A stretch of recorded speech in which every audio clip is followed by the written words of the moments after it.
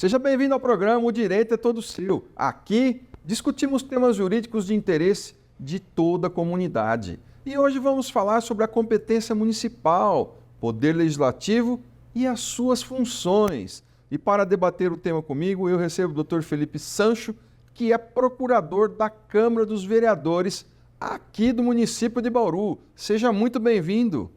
Olá, professor César. Eu quero agradecer a participação aqui na TV FIB. Me coloco à disposição para a gente debater esse tema importante, poder legislativo, competência do município, e num ano eleitoral tão importante debater esse tema, eu fico à disposição. Vamos falar sobre o assunto. Que bom, nós aqui agradecemos. Sem dúvida alguma, só reforçando aí para os nossos telespectadores, nossas telespectadoras, né, no ano de eleição, sem dúvida alguma, o tema é totalmente propício para que a gente leve aí os nossos telespectadores, as nossas telespectadoras, a uma reflexão, né, sobre essa questão. Ali no tema já está o legislativo e tudo mais, né? Aí eu te pergunto, como são definidos os municípios pela Constituição de 1988?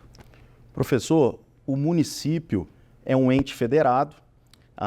Na realidade, a nossa Constituição de 1988 estabeleceu uma forma de Estado dividida em entes federados.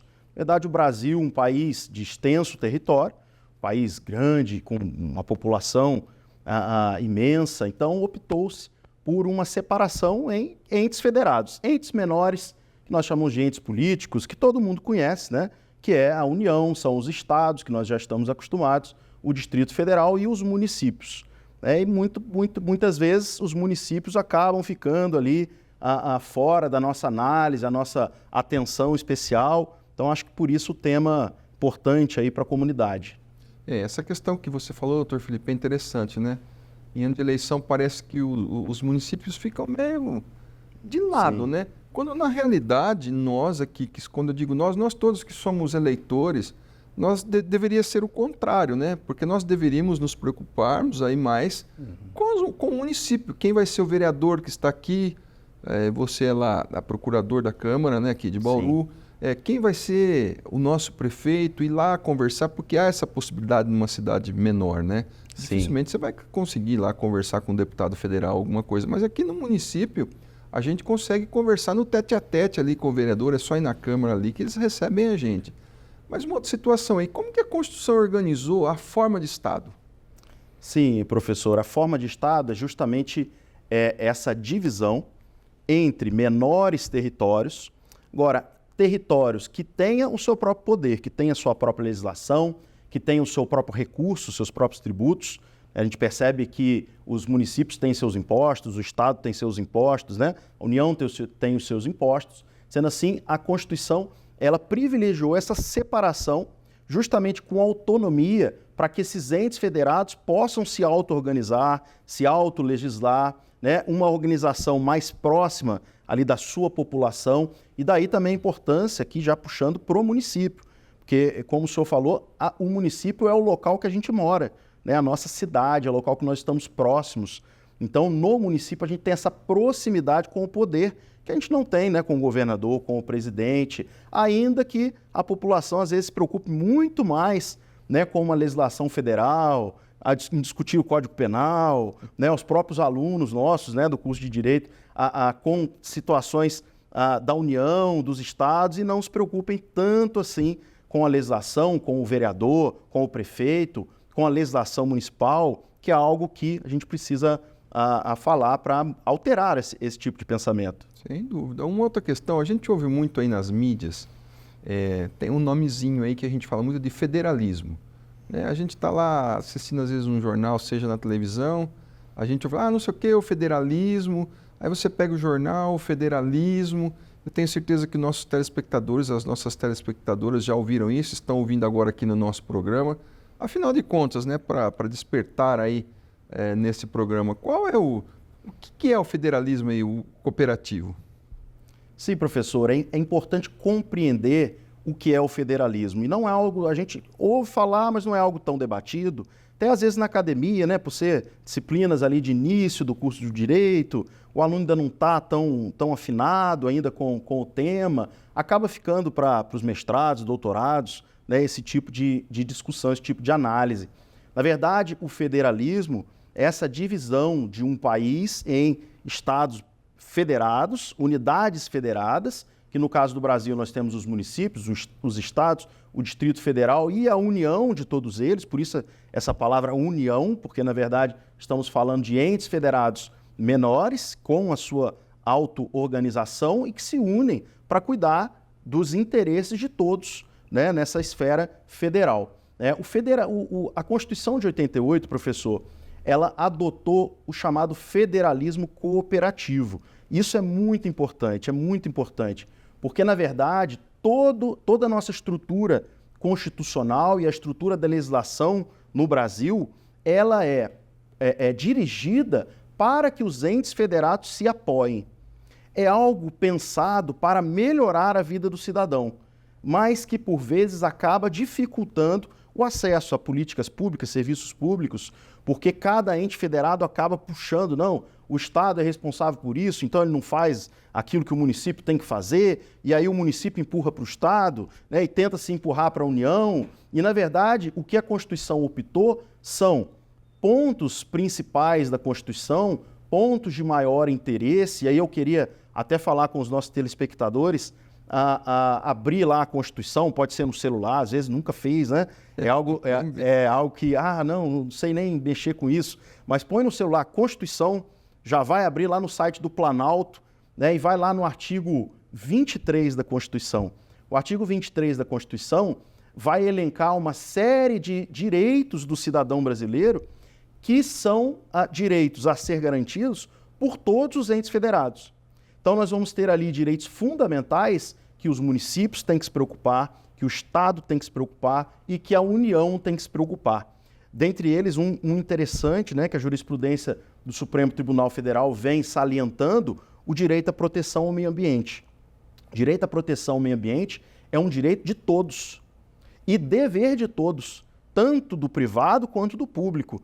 E a Constituição elenca de forma muito interessante que o federalismo de cooperação, todos os entes, em forma conjunta, devem se preocupar com essa proteção.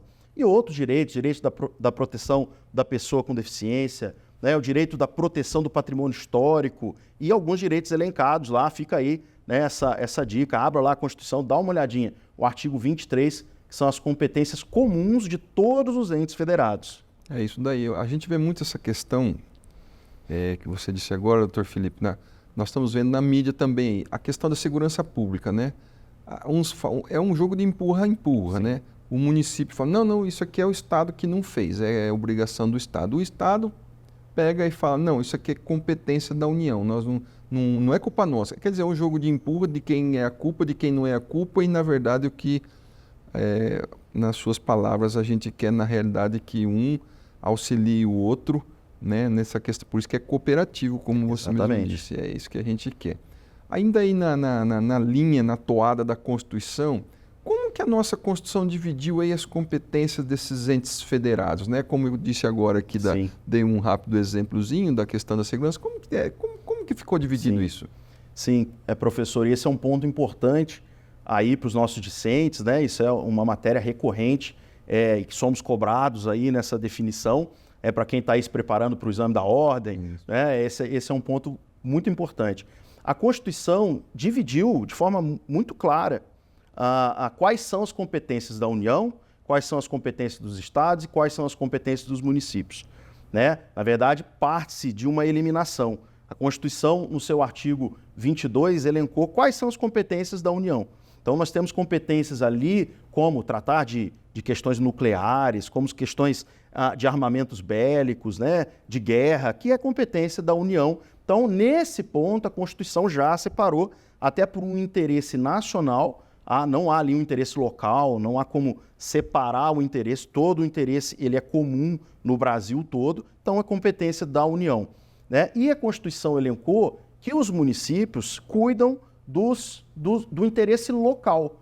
Então, o que é interesse local, e a própria Constituição, no seu artigo 30, em seus incisos, vai elencar alguns, por exemplo, transporte municipal, muito importante, muito importante. Tema de mobilização no Brasil, né, no ano de 2013, que impactou o Brasil inteiro, e um serviço de competência dos municípios. Às vezes a gente nem se atenta, né, que a importância do município nessa situação. né, em algumas situações, então, pontuais em que compete ao município.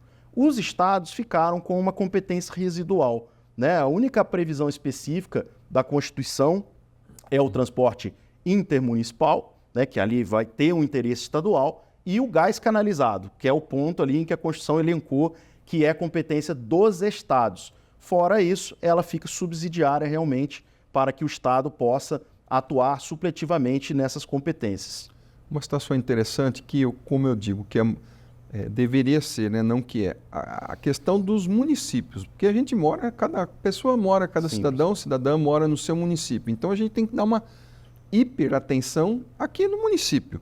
E dentro dessa situação das competências dos entes federados, eu queria enxugar essa situação e te perguntar quais são as competências específicas aí dos municípios só. Sim, professor. Professor, esse é um ponto muito importante, até para esse momento, né, o momento de eleição, que é um momento recorrente que a gente vive, e nesse ano vive de forma especial, mas muito importante, porque dificilmente nós vamos encontrar quem saiba, né? Não, isso aqui é problema do município. Até os próprios candidatos, né, em campanha eleitoral, às vezes prometem coisas, vão lá e falam, não, vamos liberar o armamento. Armamento é questão federal, né? Vamos fazer isso, vamos fazer aquilo, sem entender o que é a competência do município. Professor, a Constituição, ela vai dizer que compete ao município assuntos e matérias de interesse local. Nesse ponto, o Supremo Tribunal Federal vem trabalhando com uma interpretação ampliativa acerca dos direitos fundamentais. Acerca dos direitos fundamentais, o Supremo Tribunal Federal tem entendido que a União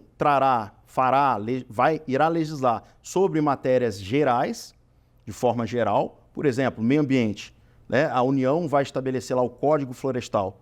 Os estados poderão suplementar essa legislação. Agora, perceba que interessante, professor, o município é o maior interessado. Sem dúvida. O município é o maior interessado, porque é na cidade que a população mora. Então, a falta de um esgotamento sanitário, a falta de uma água tratada, não é uma situação que vai afetar diretamente a cidade. Sendo assim, o município ele incorpora competências, né, que são competências comuns, mas que vai arrebentar, né, como a gente diz, no município, porque é aqui que sente aquela necessidade. Então, é interessante observar que o próprio artigo 23, que eu já citei, da Constituição, vai elencar essas matérias de interesse de proteção de direitos fundamentais. Proteção do patrimônio histórico, proteção do meio ambiente, proteção do consumidor. Nós temos ali o Código de Defesa do Consumidor, mas, na verdade, e às vezes as pessoas não sabem, o município tem competência para legislar também sobre o consumidor, desde que não contrarie o Código de Defesa do Consumidor, que já é protetivo. Então, tem um caso recente que é interessante, vários casos no Supremo recentes, acerca da possibilidade do município ampliar a sua atuação. Por exemplo, tempo de fila de supermercado. Né? O tempo de fila de banco já é comum, né? A gente já acostumou com a legislação municipal. Agora, o Supremo decidiu recentemente que o município tem competência para estabelecer tempos limites e penalidades para supermercados, algo novo. A sacolinha plástica vai cuidar do meio ambiente, situações que são de interesse das cidades, interesse primário dos municípios, porque, afinal de contas, é ali no município que nós temos a possibilidade de efetivamente trazer essa proteção. O senhor citou a segurança pública e é algo que o Supremo tem debatido o tempo todo, né? Qual é a competência da Guarda Municipal, né? Se realmente a Guarda Municipal é um órgão de segurança pública. Agora, veja que interessante, professor, e aí para o nosso telespectador, para pensar um pouco mais como o poder do município ele é importante, né? O Supremo tem decidido em várias situações que a Guarda Municipal é um órgão de segurança pública e tem como função também a proteção da sociedade, pensando no local. A proteção, por exemplo, de uma praça. E, por vezes, é ali na praça que realmente tem o grande problema daquele bairro, né? Porque é ali que tem uma situação de criminalidade, uma situação de abandono. Então, o Supremo tem definido dessa forma e nós temos visto continuamente os municípios se aparelhando, os municípios se organizando para melhorar. Agora, qual é o fundamento de uma decisão dessa? A segurança pública é um direito fundamental. Então a ideia aí para o nosso aluno agora na TV FIB é a ideia do neoconstitucionalismo. É a ideia de que os direitos fundamentais, eles devem ser resguardados, eles devem ser ampliados para que haja uma proteção de verdade daquele núcleo fundamental da Constituição. Então o Supremo vem alterando, modificando os entendimentos no sentido de dizer, olha, e essa decisão, uma decisão de Aracaju, de uma lei municipal que chegou ao Supremo, num recurso extraordinário, dizendo, olha, é importante para o município o tempo na fila do supermercado. Então, nós não vamos tratar disso do Código de Defesa do Consumidor, que cada município, se sentir a necessidade, né, que regulamente. Então, veja aí uma função interessante, né, do Legislativo Municipal, por exemplo. Sem dúvida. Olha, pela sua fala aqui, eu acho que ficou enumerado aí como tem coisa que recai sobre o município para que ele faça. Né? Isso que falar de forma mais simples aí. Eu queria falar um pouquinho também, que eu ouço muito, eu vejo, converso com as pessoas. O cidadão, às vezes, faz muita confusão. Assim, ele reclama de uma coisa, mas reclama para o prefeito, para a prefeita, quando na realidade aquilo que aconteceu foi do legislativo. Depois ele reclama de alguma coisa de um vereador, mas na realidade a situação tem a ver com o prefeito. E Sim. Fica essa confusão toda. Então, como que a Constituição definiu aí essa separação dos poderes? Sim, professor César, isso é algo comum, né? E é natural, né? Até às vezes o profissional do direito tem uma certa dificuldade nessa separação do que é competência de quem, do que é função de quem. E eu costumo falar muito, porque a gente acaba diminuindo a importância do legislativo. A gente dá uma importância na eleição geral, na eleição nacional, isso fica muito claro, né? Todo mundo debatendo e discutindo quem vai ser o presidente. E, na verdade, o presidente, ele tem uma função de administrador. Então, pensa, na tua casa, né, ou na tua empresa, qual é a função do administrador? É contar, ver o dinheiro que entrou, o dinheiro que saiu, né, cuidar para ver se tem o funcionário no lugar certo, né, para ver se está funcionando o serviço, a prestação está funcionando. Né? Essa é a função do executivo. A função do legislativo é uma função primordial.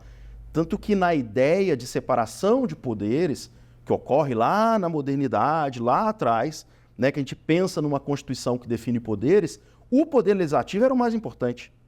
Porque, na verdade, o poder legislativo é o poder que representa o povo. O poder legislativo é o poder que faz a lei, e a lei diz o que o executivo tem que fazer.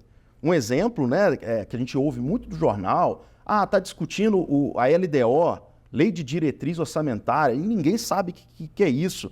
Né? A LOA, a Lei Orçamentária Anual, o PPA, mas o que é isso? Né? Essas leis, elas são submetidas ao legislativo. Agora, para quem não sabe, de forma muito clara, muito tentando ser objetivo, igual quando a gente faz o orçamento em casa. Olha, é X para o aluguel, é X para o gás, é X para tal, isso aqui vai dar para investir, vai dar para fazer uma pós-graduação, isso aqui vai dar para trocar de carro. Isso é o PPA, LDO e a LOA. São leis orçamentárias, leis diretivas, de objetivos. E quem trabalha essas leis? O legislativo. Ainda que o executivo tenha a prerrogativa de propor o projeto, né, nós já ouvimos falar muito aí na mídia de emenda do relator, orçamento secreto, porque na verdade o legislador ele tem uma importância fundamental no pensamento.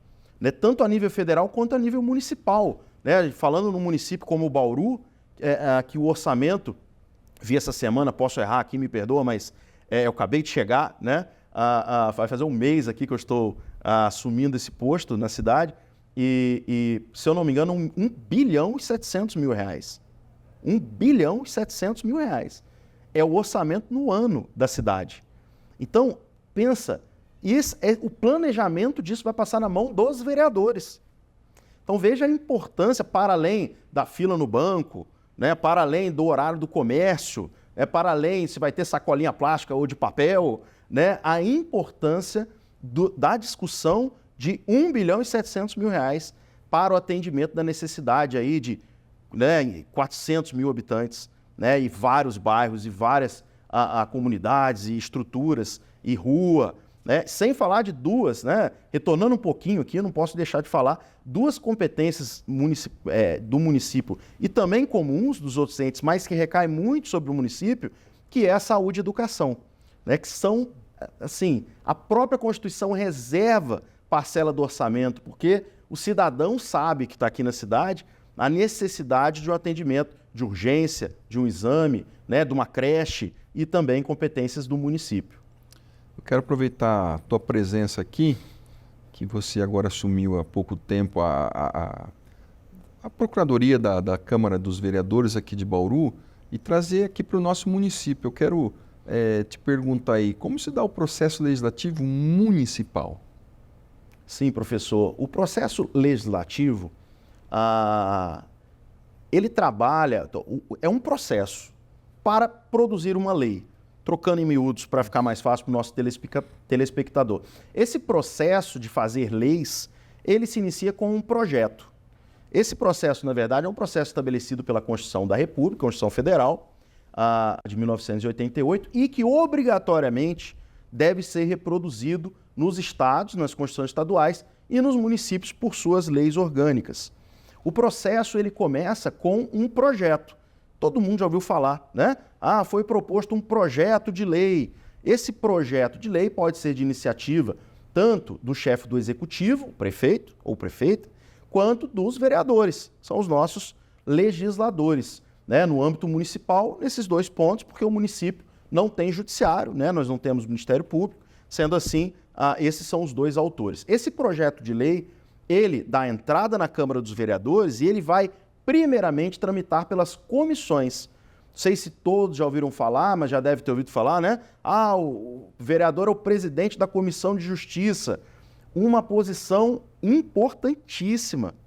Importantíssima. Veja só, é a Comissão de Justiça que é responsável por verificar se aquele projeto é constitucional ou não, é legal, se ele está de acordo com as normas da nossa Constituição. Então, um momento importantíssimo para que o município não tenha ali leis inconstitucionais que vão prejudicar a população, né, que podem a qualquer momento produzir uma insegurança jurídica, e essas comissões irão apreciar os projetos. Há inúmeras comissões, né, as mais, assim, as que avaliam a legalidade, como a Comissão de Justiça, que analisa o impacto financeiro, como a Comissão de Finanças, e diversas comissões temáticas, né, comissão para cuidar da saúde, para cuidar da educação, comissões específicas de outras áreas administrativas. Posteriormente, esse projeto ele é votado. Cada projeto tem aí um quórum, né, em regra, uma maioria daqueles vereadores terão que aprová-lo.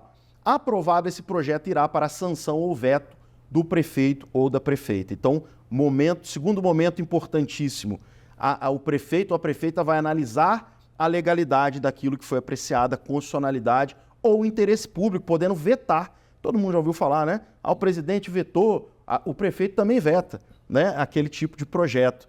Vetando, volta para o legislativo. O legislativo tem tanto poder que pode derrubar esse veto.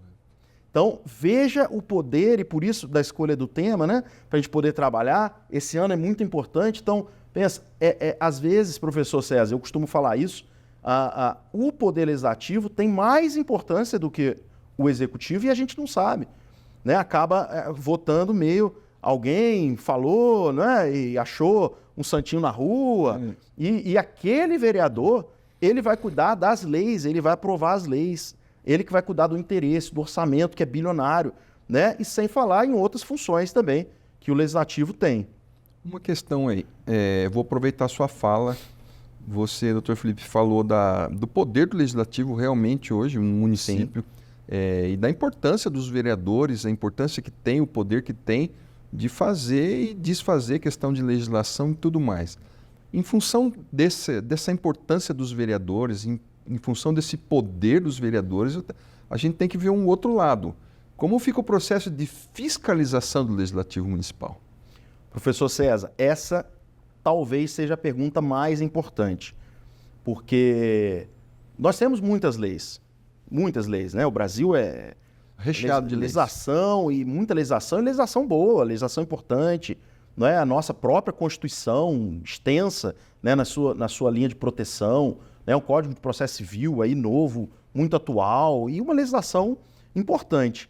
Então, sobram para o dia a dia administrativo legislações extremamente importantes para o povo, como orçamento, como bilhões de reais ou trilhões de reais, né, que estão aí sendo orçado e planejado, emenda para cá, emenda para lá, para onde vai o dinheiro, vai cuidar da saúde, o dinheiro vai dar, vai fazer a obra, né, um papel diário do Poder Legislativo e do Poder Legislativo Municipal. Agora, há um segundo ponto que eu penso ser mais importante.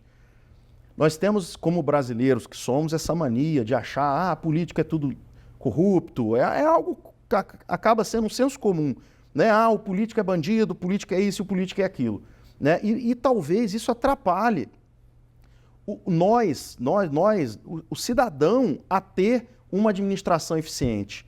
Por quê? E aí eu queria falar isso aqui para os nossos telespectadores, porque penso, né, como um estudioso desse tema há muitos anos, que talvez seja o ponto mais importante. O fiscal de tudo isso é o vereador, é o senador, é o deputado na esfera federal, é o deputado estadual. Ele tem o poder de fiscalizar, né? O poder legislativo é o fiscal. Então eu queria até aproveitar esse momento para dizer, olha, cuidado na hora de votar, porque vai estar votando em alguém que vai ter que trabalhar com planejamento, com administração, com interesse do cidadão e, muito mais importante, com a fiscalização. Uma fiscalização que às vezes é financeira, é contábil, que é jurídica, que é de interesse do cidadão, né? Se aquela obra realmente ela é de interesse público ou não, ela foi licitada corretamente, a empresa está executando de forma correta. Para isso a Constituição elenca instrumentos, né? O vereador ele tem poderes. Por exemplo, professor, se o vereador fizer um pedido de informação, o prefeito tem que informar. Né? A Constituição do Estado vai elencar aí a federal 30 dias, sob pena de crime de responsabilidade. Sendo assim, o prefeito ele pode ser cassado se ele não entregar uma informação. Ou se entregar uma informação errada, equivocada ou falsa. Veja o poder de fiscalização que um vereador tem. Né? Pode convocar um secretário municipal, olha, secretário, vem aqui e me explica isso, isso, isso e isso. Então, são situações que a Câmara dos Vereadores vai estar atenta nesse processo de fiscalizar esses milhões aí de reais, as obras e o interesse público. Então, é muito importante pensar nessa competência da Câmara. Outra questão, a gente está chegando no fim do programa, mas eu acho que dá tempo da gente fazer mais um questionamento aí. Quais os instrumentos da Câmara aí para fiscalização? Sim, professor, isso é muito importante. Eu até me antecipei, comecei aqui falando, mas são 4 instrumentos que a Constituição prevê. O primeiro deles é esse pedido de informação. Às vezes o próprio vereador fica, pô, mas eu vou fazer um pedido de informação? Sim, esse é um instrumento, talvez o mais importante, porque é o dever do chefe do executivo e de seu secretariado, no caso do município, informar e apresentar a documentação. Esse é o princípio da fiscalização, né? Quais são, como está sendo executado, né? Esse é um instrumento importantíssimo. O segundo instrumento é a convocação, como antecipei, né? O vereador, o plenário da Câmara, suas comissões, tem o poder, a prerrogativa de convocar aqueles diretamente ligados ao prefeito. Então, veja, um secretário, um diretor, um presidente de uma autarquia tem o dever de ir lá, para, se convocado, a gente vê muito isso em filme, né? Lá no Senado, né? Aí foi convocado para ir lá depor, né? E isso também acontece na Câmara dos Vereadores. Agora, existem também as comissões parlamentares de inquérito, muito comum, ficou famoso aí no Brasil várias, né? As CPIs, né? A comissão de inquérito municipal, ela é um pouco mais limitada, segundo aí a doutrina e a jurisprudência, porque nós não temos judiciário.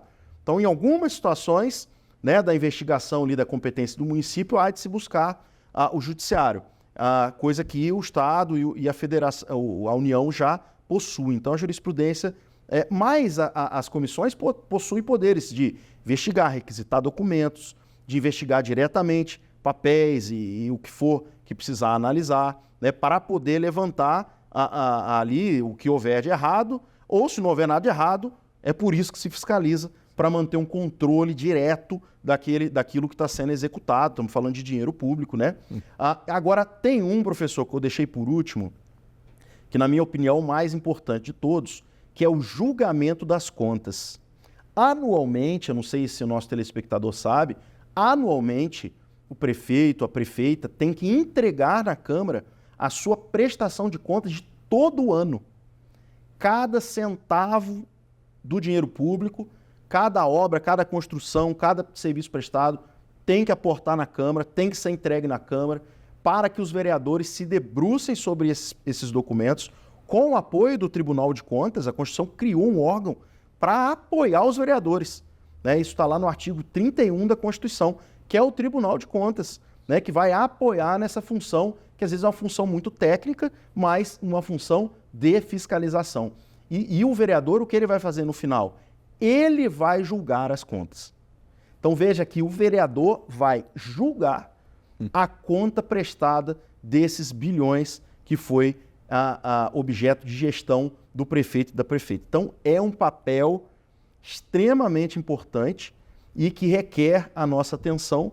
A Constituição, já desde o início estamos falando disso, né, elencou quais são as regras do jogo, né, quais são as suas funções e então cabe a nós aí eleger esses nossos representantes para poder executá-las. Tá aí. A gente com certeza teremos aí muito mais coisa para falar aqui, mas infelizmente chegamos ao final do programa. Te agradeço, doutor Felipe, pela presença. Fica o convite para que volte. Obrigado pelas informações, reflexões e tudo mais, que sem dúvida alguma serão de grande valia para o nosso telespectador, para a nossa telespectadora. Sucesso nessa sua caminhada lá na Procuradoria da Câmara aqui de Bauru, dos vereadores, né? E eu agradeço a você, nosso telespectador, nossa telespectadora. Muito obrigado e até o próximo.